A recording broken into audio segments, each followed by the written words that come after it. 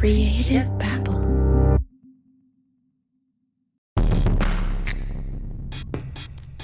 This podcast contains disturbing and violent content. Listener discretion is advised. Previously on Criminal Conduct. Eli Washtock hired lawyers, private investigators, and forensic experts to try to uncover new evidence in the Michelle O'Connell case. He was very near close to having a conclusion to the multiple investigations that he'd commissioned, and he'd spent tens of thousands of dollars. And I get this call from Ed, and Ed said, hey, this is a young man. He wants to investigate your daughter's death. And he said, I think we should meet him. All of a sudden, I had like a new hope. But St. John's County Sheriff David Shoar says that Jeremy Banks is innocent, and Michelle's death was self-inflicted. That case was a suicide, tragic suicide. That truthfully could have been predicted if people had been paying attention maybe more closely. Jeremy Banks had nothing to do with that case. Some say the narrative is all wrong. If you look at the facts, there's no way Jeremy could have done it. It's really, really shocking to me how few people are so opinionated on it but have never read all the evidence.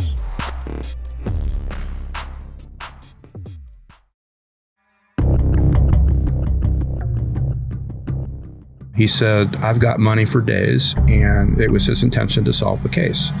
And he spent tens of thousands of dollars hiring investigators, forensic experts, computer experts, people who were knowledgeable about Facebook, people who were knowledgeable about surveillance. That was St. Augustine community activist and government watchdog Ed Slavin, talking about what Eli told him with regards to his financial situation. Eli gave Patty and Ed the impression that he could self-finance an investigation into Michelle's death, but in reality, Eli was an auto body mechanic, earning an honest living. Here's Eli's friend, Matt Utek again. He was working as an auto body tech for a dealership, and he started his own business running an auto body repair center. He knew a lot about working on cars? Yep. Was his business successful? Yeah. I mean, he was able to save up enough money to pack up his family and move to Florida because they went on vacation and decided they loved it down there. So he went and closed doors. I mean, he was doing pretty good when he closed his doors up here. And then was he working when he was down there? What was he doing down in Florida? Yeah, as far as I know, he was doing he worked at a few different auto body places. We were able to find one body shop where Eli Washtock worked when he moved to St. Augustine, Florida. All right, we are at Gerber Collision and Glass. This is where we believe that Eli used to work because I called and asked for Eli, and the woman said that he's not here. So it sounded like she knew him. So let's see what happens. We spoke with the office manager who worked with Eli. I was thinking about Eli the other day. So you know who of him? Did you hear he'd been murdered? Oh, you hadn't heard that? No. He was a really private person. I mean, they don't have any suspects or anything? Or? They're not, well, that's what we're trying to find out, who would want to hurt him. Who would have wanted to hurt him. He was just easygoing. We explained to the office manager that Eli was personally financing the investigation into Michelle O'Connell's death. He hired all types of experts, like lawyers, experts and lawyers, and so we started looking into that because Eli was looking into that case.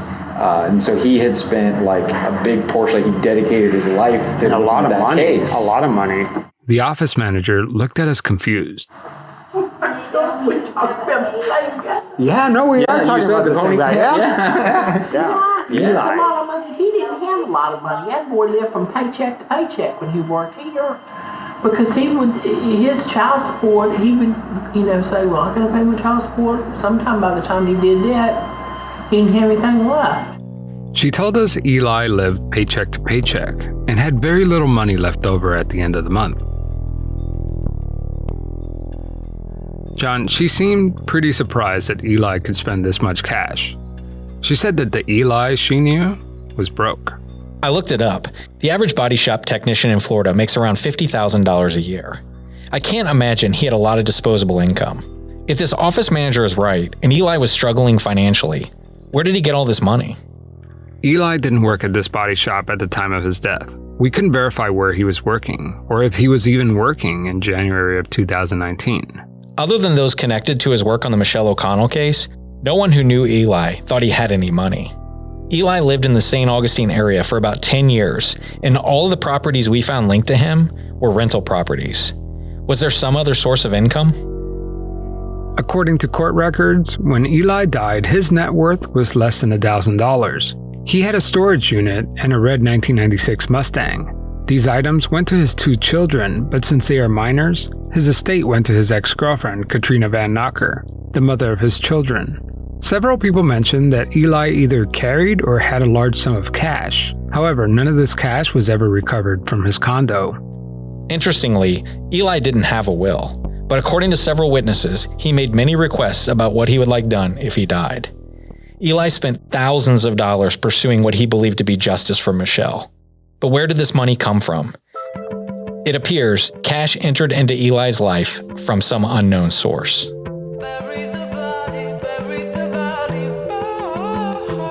You're not a bad man, you're not a bad man, I'm not a bad woman. You're not a bad man, you're not a bad man, I'm not a bad woman. From the creators of Twisted and Pretend, this is Criminal Conduct Season 1, an investigative podcast looking into the death of Michelle O'Connell and the murder of Eli Washtock. Bury the body, bury the body, body, bury the body, bury the body, bury the body for me.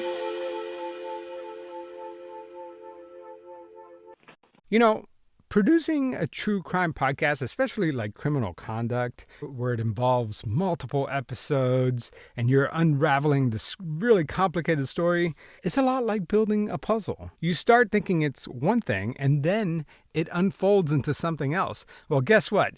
Now there is this game that I've been playing with my family called Odd Pieces. It's a jigsaw puzzle. But instead of just building a pretty picture or a nice, beautiful scene, you are actually solving a mystery. So each piece you lay down reveals another clue, and you are basically the detective. I'm telling you, this took puzzles to a whole new level. And if you are looking for a cool gift idea, I'm telling you, this one is it. Go to oddpieces.com/criminal and use the code CRIMINAL at checkout for an exclusive 15% off your entire Odd Pieces order. I'm telling you, this is not an ordinary puzzle. Ordinary puzzles are boring. Try Mystery Puzzles by Odd Pieces. These puzzles will blow your mind and transport you to a world of endless possibilities. It's like watching a movie and anticipating what the cliff-hanging plot twist is going to be. But instead of watching a movie, you're actually spending quality time with your friends and your family, and you get to see the mystery unravel before your very eyes. Go to oddpieces.com/criminal and use code CRIMINAL at checkout for an exclusive 15% off your entire Odd Pieces order. That's oddpieces.com/criminal. Use code CRIMINAL at checkout. This is John. Hey, John, this is David Shoar from St. Augustine, Florida. Sheriff Shoar, how are you? I'm good. Am I calling you at a bad time, John? No, I can speak with you now. Absolutely. When we first started this investigation, we never expected Sheriff Shoar to agree to speak with us. In fact, we called the sheriff's spokesman and were repeatedly turned down for an interview. We even showed up one morning at the St. Johns County Sheriff's Office and were told no one was available to talk. So I was more than a little surprised when I received this call. How would you describe your relationship with Jeremy Banks? Professional. Didn't you have like a relationship with either his father and? Yes, I knew his father, which I didn't even know that when I hired the kid. I knew his father 35 years ago. He died prematurely from a heart attack, a heart problem. And so did you take over any kind of like mentoring role with Jeremy? No. Like I said, he worked here 2 or 3 years. I didn't even know who his dad was. The conversation quickly turned to the Michelle O'Connell case. Why did you decide to turn the case over to FDLE? Well, at the time, John, we were using FDLE for our officer-involved shootings. That was pretty much standard operating procedure for us. But the Michelle O'Connell case left a bad taste in his mouth. And I decided after that, no, we can investigate our own. We can call balls and strikes. I'm not going to leave the fate of my people up to organizations that I have little or no faith in their ability to conduct a thorough, complete, and accurate investigation. I know my people can do that. Sheriff Shoar told me that at one point he took the state's investigation seriously. I actually did think that at one point. Okay? Because I sent him home and suspended him with pay for 9 months. But that quickly changed. Sheriff Shoar said that the FDLE agent looking into the case was biased, inexperienced, and botched the whole thing. And I did that because Mr. Rusty Rogers reported to everybody that there was high-velocity blood spatter. Now, Rogers calls it splatter. Rogers was a drug cop. He was never a death cop. He was never a homicide cop. Drug investigators are the worst investigators. Do you know why? Because they start with rumors and then they go try to prove it, like John Taylor's dealing drugs. In death cases, John, it's just the opposite. You can't listen to nothing. You got to let the evidence take you. He came in and reported to us early on that there was high velocity blood spatter on Mr. Banks' shirt. That turned out to be made up, just like the erroneous text message that he made up. It's pretty obvious that Sheriff Shoar was not pleased with how Rusty Rogers conducted his investigation. Sheriff Shoar wrote a 153-page report detailing his grievances against Rusty Rogers, Rogers' supervisor, and the FDLE's overall running of the investigation into the death of Michelle O'Connell. The report slammed Rogers' techniques.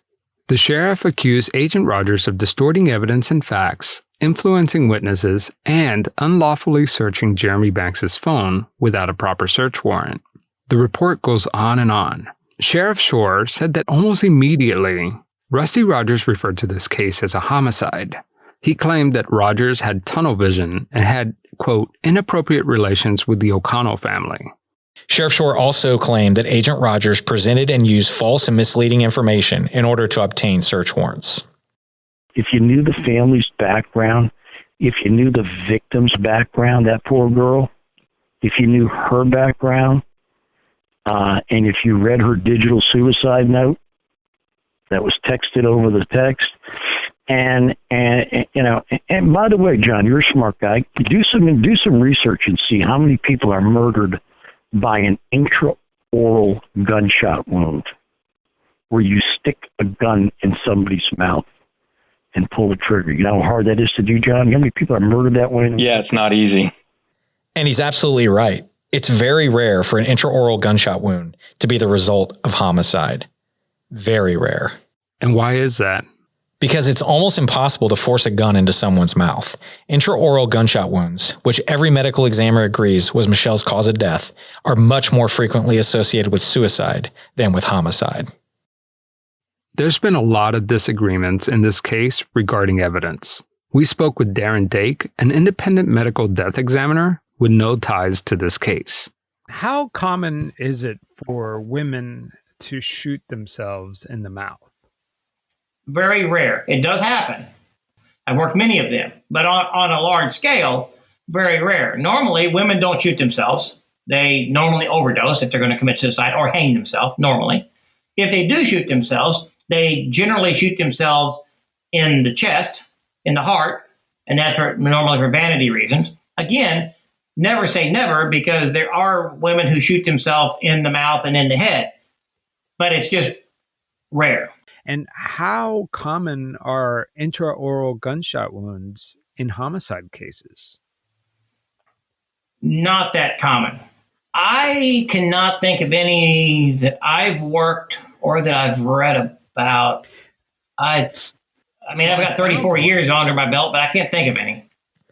Intraoral gunshot wounds are almost always associated with suicide. According to Sheriff Shoar, this is not a small fact that can be easily overlooked. To him, the media has chosen to ignore this portion of the story. My guy didn't kill that girl.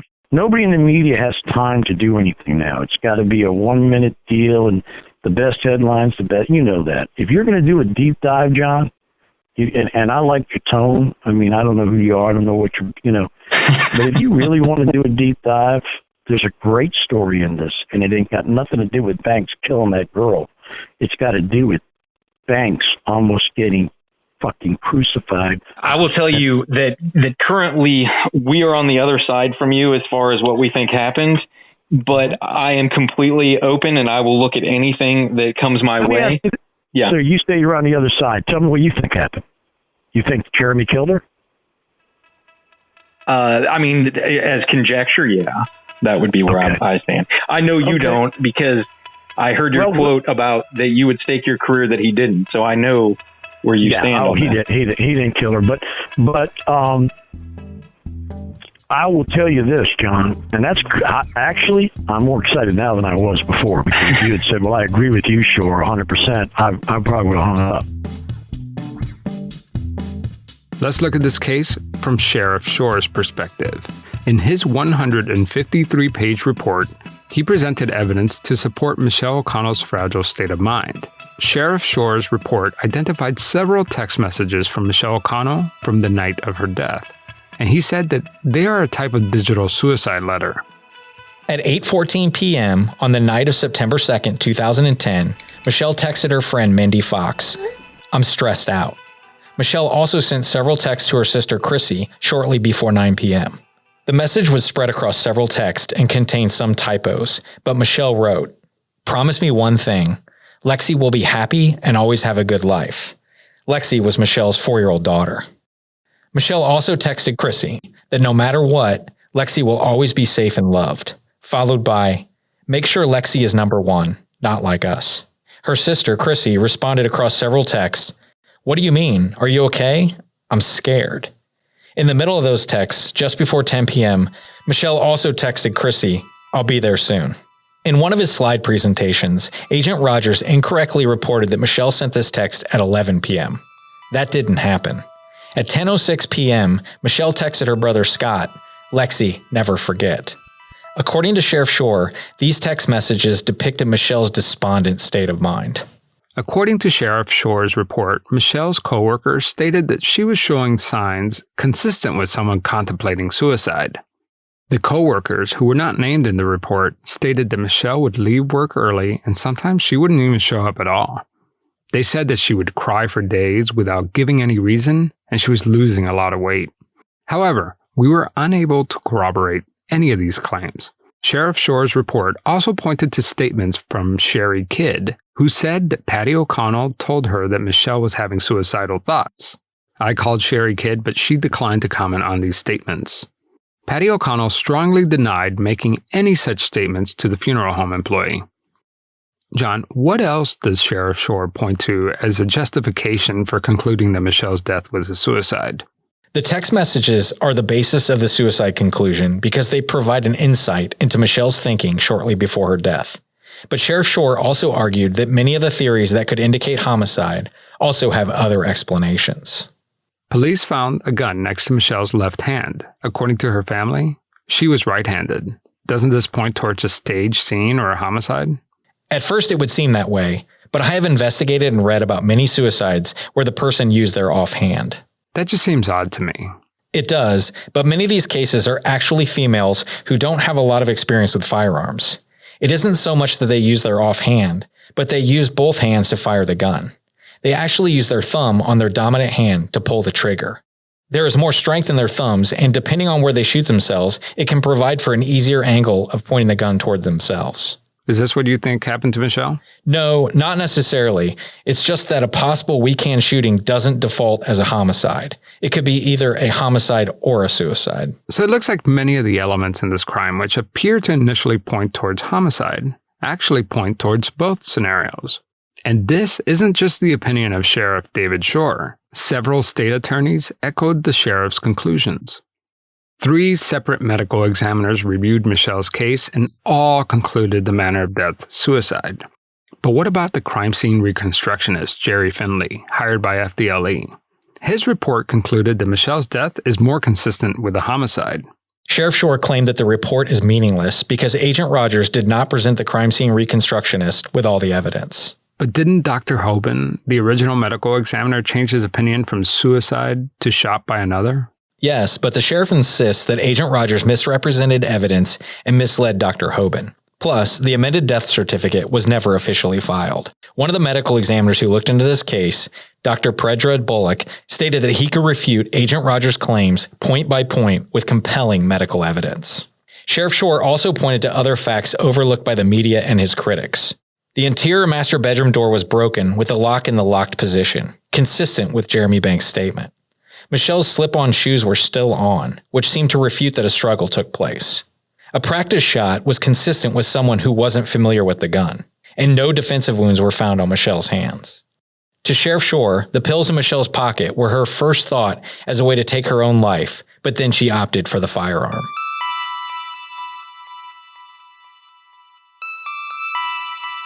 Sheriff Shoar provided some pretty compelling reasons to think that this death was a result of suicide. But let's talk about the statements made by the ear witnesses. You know, the two women who say that they heard a woman scream for help the night Michelle died. How does Sheriff Shoar explain that? When Rusty Rogers first interviewed the ear witnesses, it seemed like game-changing evidence. In fact, the original medical examiner was so compelled by their statements that he switched his conclusion from suicide to death by another. Yet, it didn't hold up well under scrutiny. While we were in St. Augustine, Javier and I decided to do an unscientific experiment with the sound around Jeremy and Michelle's residence. I'm out walking. I'm across the street from the house where Jeremy Banks and Michelle O'Connell lived. I'm looking at the house where the ear witnesses were. It appears to be a pretty short distance from one house to the other. Much shorter than we were expecting. So do you want me to do the screaming? You gotta write down the words. And then you want to drive over there? Yeah, you gotta drop. Come pick me up? Yeah, I think it'd be easier for the person to stay here because there's people over there. So I'll stay here, you drive. Yeah, write down the words. I'm gonna text you when I get over there. Give me about, within a minute, say the words and pause in between each one of them. We did this during the day, which meant that there was more ambient noise than at 11 o'clock at night. And I'm just standing right outside Michelle and Jeremy's house. Javier was in front of the Banks residence, and I was on the cul-de-sac where the two women were located who claimed to hear the gunshots and the screams. Okay, I got the signal from John. John, can you hear me? The two houses are about 550 feet apart as the crow flies. And in between, there are two houses and a row of very tall trees. John says he heard nothing. John, can you hear me? I said it 3 times. Not super scientific, but surprisingly nobody came out. All right, here's John. No, nothing? I heard nothing. But at night it is a lot quieter. It is. I could hear people talking. By the way, I said, John, can you hear me? You would be able to hear gunshots. Yeah. Oh, that's close. I mean, 2 gunshots. That's much closer than I was expecting. You would certainly be able to hear the voice. Could you hear that someone was saying help? I find that highly unlikely. I didn't scream at the top of my lungs, but I did yell loud enough that I feel like I was drawing some unwanted attention. After our quasi-experiment, I asked Deborah Maynard, one of the first St. Johns County Sheriff's Office deputies on scene that night, more about the location of the bedroom where Michelle died. When you walk in the front door, which direction was the bedroom where you found Michelle? As you walk kind of straight in through the kitchen, around the bar on the left. So was it behind the garage? Yes. It was behind the garage. So it was more in the back of the house? Yes. Okay. Did you notice any windows being open in the house? Not that I recall, no. Okay. See, Michelle died in a bedroom that was on the opposite side of the house from where the ear witnesses were located. And Deborah Maynard didn't remember any windows being opened. I just find it a huge stretch to think someone could have heard voices across that distance and with those physical barriers. A gunshot, most definitely. But it doesn't seem like they could hear voices from inside Jeremy's house. Most people want to put this evidence into one of two categories. Either it's conclusive evidence Jeremy killed Michelle, or FDLE agent Rusty Rogers intentionally manipulated these witnesses into saying something that wasn't true. It doesn't have to be either. The two women indicated that they occasionally heard gunshots at night. It wasn't an unusual occurrence. So they could have gotten the night wrong. They could have, or they may have gotten the night correct, but confused other aspects. Even if they got the night correct, what about the fact that they said that they heard a woman screaming for help? There are many possibilities here, but once their memories have been corrupted or tainted or even just confused, it's hard to separate real from false or incorrect memories. They could have confused the voices with another night or a different time during the night, or they may have just filled in the gaps in their memories once they learned more about what happened to Michelle O'Connell. Any of this could have occurred without any intentionality. We wanted to know what Sheriff David Shoar thinks about the ear witnesses. You read about the case. The two girls that heard the gunshots and the scream. Remember that deal? Yes. Yeah, right? Well, turns out, one of them, they were friends with a girl whose best friend was Michelle O'Connell. Okay? Guess what? Turns out, those girls didn't hear shit. Those girls didn't know shit. And we knew that because in one of the early meetings, somebody brought up about calling them, and they called one of these girls. They said, well, we're not going to talk to you until Rusty tells us we can.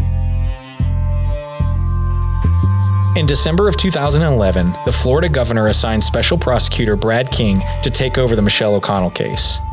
Prior to State Attorney Brad King making his decision on whether or not to proceed criminally, Sheriff Shoar claims that Rusty Rogers led at least one O'Connell family member to believe a criminal indictment against Jeremy Banks was inevitable.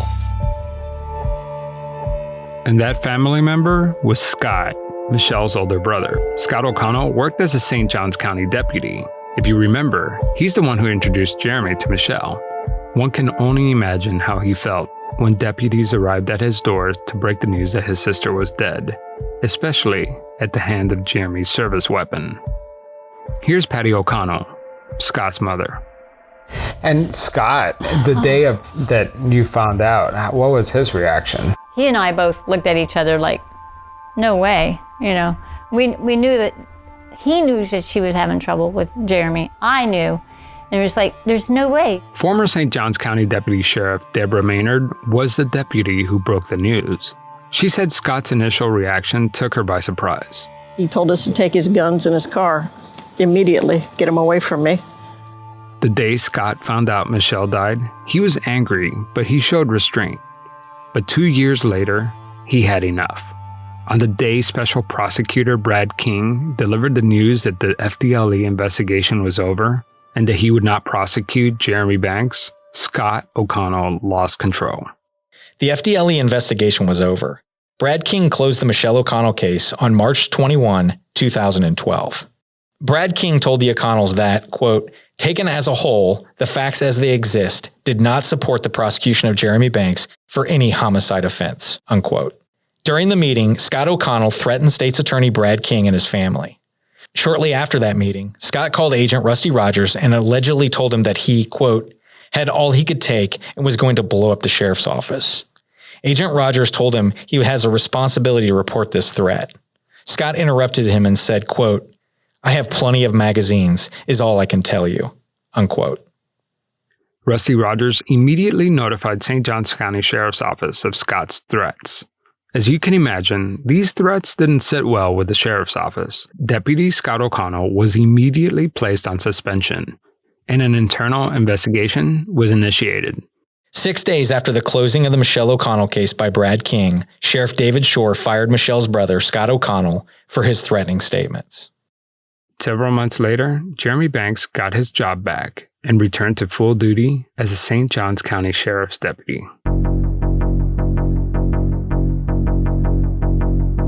Then, everything changed. Scott O'Connell flipped and sided with Jeremy. He filed a lawsuit against Agent Rusty Rogers and said that he was, quote, brainwashed into believing that this was a homicide. He now believed that his sister took her own life. Scott claimed Agent Rogers withheld vital exculpatory evidence and provided him with false and misleading information. The lawsuit claimed that Rusty Rogers had an inappropriate relationship with the O'Connell family. According to Scott's claims, Agent Rogers constantly called him on his cell phone, dominating his personal time. Scott believed that Agent Rogers misled him when he said that this should be a done deal, meaning Jeremy would be indicted. And just like that, Scott O'Connell was now convinced that he was wrong all along. He was misled, and this revelation either directly or indirectly earned him his job back. In July 2013, Sheriff Shoar rehired Scott O'Connell as a deputy sheriff with the St. Johns County Sheriff's Office. Here is Sheriff Shoar again. Rusty manipulated that family. Read the narrative of Scott O'Connell, the kid that I fired, that I hired back. Okay, I've only done that twice in my career. I asked Deborah Maynard, who knows Scott O'Connell personally, to explain this radical change in opinion. One of the things that I don't understand, and I don't think the listeners are gonna ever understand, is the Scott O'Connell thing, because you know him personally. I can't. I don't get it. Wow, who does that? Who goes back to someone that the day I tell you that your sister is dead, and your immediate response is to get my guns away from me, take my car from me? At one point, he flipped and is now siding with the sheriff, and he got his job back. And How does that work? And he doesn't speak with his mother, and help me understand that, because I don't understand that. And how do you rationalize that? To side, what was promised is my first question. What did David Shoar say to Scott O'Connell to get him back in there and to make him look that good? And when I saw that come out, I was just, I don't know. I kept picking my jaw up. You know, it was like, what? There was likely more to Scott O'Connell changing his mind and getting his job back. Here's Jeremy Banks' friend, Austin Taylor again. The media's tried to put it out there like, oh, well, he just wanted his job back. You know what I mean? But to me, that's bullcrap. Like, if somebody killed my sister and I was convinced that that's what happened, I wouldn't give a crap about my job. You know, Roger is just kind of poisoning Scott's mind. I think that he was saying things to him to make him think that, you know, wow, they've got stuff on Jeremy that I can't see yet, but they're convinced enough that Jeremy did this to my sister. Like that, you know, that's why he got so emotional when he found out the state attorney was not going to pursue it, because he's like, what the hell? I thought they had all this evidence against him. And then when Scott went and read it himself, he realized, I think, that he was getting, you know, that they were blowing smoke the whole time.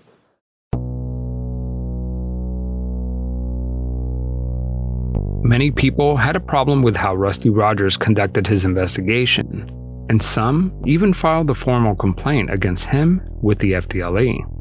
According to Sheriff Shoar, he hired Scott back because he believed Rusty Rogers' inappropriate actions and statements during his investigation invoked Scott's outburst. He felt he needed to fix this.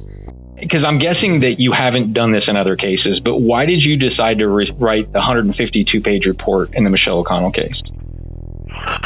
Oh, well, that's easy. Do you know what happened in this case? I do. John, have you figured it out? Let me tell you what happened. So we got a bad cop, okay, that shouldn't be a cop, and it ain't Jeremy Banks. Here's Sheriff Shoar talking about Rusty Rogers. He's a bad cop, and I know this is being taped, and I don't give a shit because I told him that to his face in a deposition. I don't like dirty cops. I don't like cops that make shit up. I don't like cops that coach witnesses. I don't like cops that manufacture evidence. I don't like cops that lie repeatedly in depositions. I have a problem with that. But you see, the narrative that the world loves and that the media is used to is cop kills girlfriend. Sheriff Shoar may have realized that turning Michelle O'Connell's death investigation over to FDLE was a mistake. It just introduced someone into the mix who he believed was a bad cop. Sheriff Shoar felt that he needed to right some wrongs.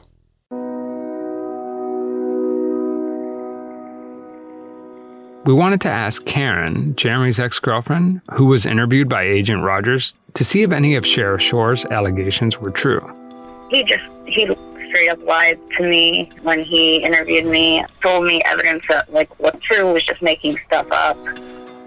I mean, did at any point while you were talking to Rusty, did he kind of convince you that maybe Jeremy was involved? No. I never thought that he did that. It's not clear if it was a direct result of Sheriff Shoar's report, but in April 2013, Rusty Rogers' supervisor resigned from FDLE. That same month, FDLE placed Agent Rusty Rogers on administrative leave. There was more to the fallout from Sheriff Shoar's report. In July 2013, Governor Rick Scott signed an executive order assigning State Attorney William Cervoni of the 8th Judicial Circuit to investigate Rusty Rogers for, quote, official misconduct. A few months later, Attorney Robert McLeod filed a lawsuit on behalf of Jeremy Banks against Rusty Rogers and the FDLE, citing unlawful search and seizures, providing false information to obtain a search warrant, unlawful detention and warrantless arrest, and malicious prosecution. We wanted to know if Agent Rogers mishandled this investigation. Here's Chelsea Harris, the attorney representing Agent Rogers. My question was not what happened the night of Michelle O'Connell's death. My question was, what were the basis of his allegations against my client? Jeremy claimed that Rusty Rogers lied in order to obtain a warrant. Some of the things that I had argued in our motion was that there was information that Jeremy Banks alleged was fabricated in these search warrants that actually never appeared in the search warrants, that actually wasn't even known to Agent Rogers at the time that the search warrants were issued. The other issue Jeremy Banks raised was that he was unlawfully arrested. We had a properly issued search warrant to search Jeremy Banks's home. It had probable cause. We'd already met that burden, was our argument. And so since we had a search warrant that had probable cause to search the residence, it was completely proper for Agent Rogers to detain Jeremy Banks in order to preserve that scene. What do you think, where do you think they were getting the information to make these assertions if they weren't pulling it from the actual affidavit for a search warrant? I can't speak on their behalf. I don't know where they pulled it. Something that Judge Davis had stated in his order was that rather than looking at these specific documents, there was an overall picture that was being painted. What about the claims that Rusty Rogers had inappropriate relations with the O'Connell family? Prior to my working in the civil field, I was an assistant state attorney here in Duval County. And one of the important things when you're an assistant state attorney or when you're handling these cases is to keep the victim's family informed.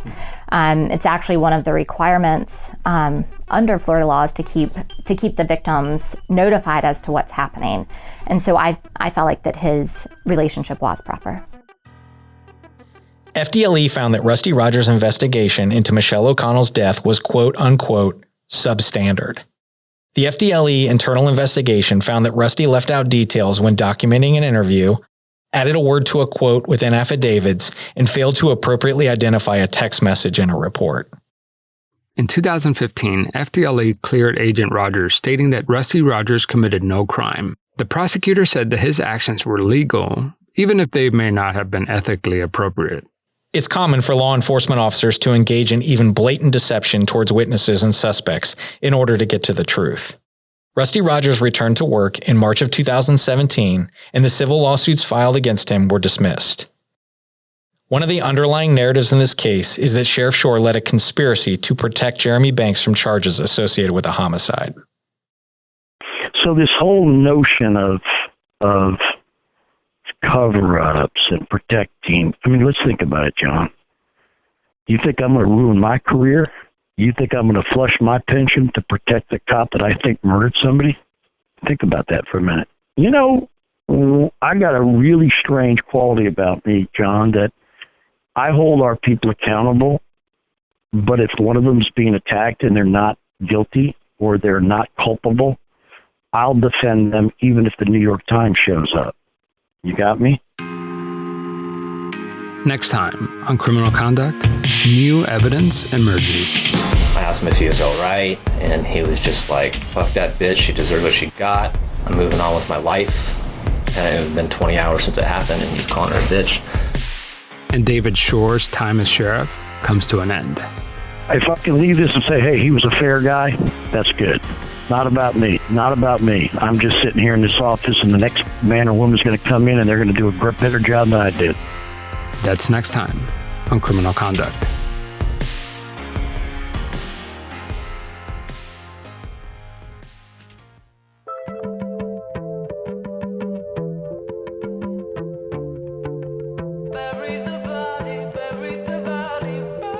A special thanks to our executive producer, AdvertiseCast, and to Ruby Rose Fox for allowing us to use her song, Bury the Body.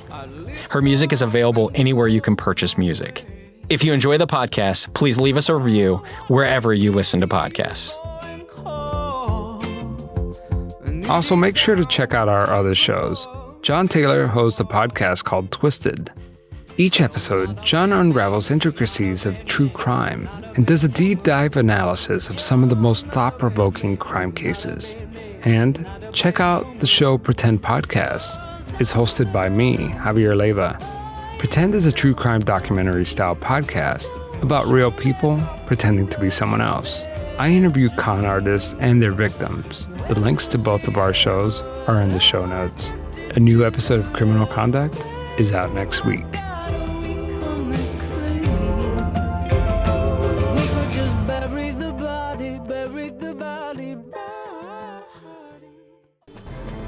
Diabolical. Vengeance. Betrayal. Bad hair. Leaning. Hi, everyone. This is Kimberly. And this is Katie. And we have a weekly podcast called A Date with Dateline, a recap of Dateline episodes. We talk about important issues like grainy surveillance footage, cell phone towers, Andrea Canning's white jeans, and Mankey's hankies. We delve into the details of any victim who's ever loved life or lit up a room. So find us on Twitter, Instagram, Facebook, and iTunes to make A Date with Dateline. And remember, don't watch alone. A Date with Dateline is a podcast hosted by two professional amateur true crime TV experts with no formal training but evidence lockers filled with snark and uninformed opinions. Creative Babble.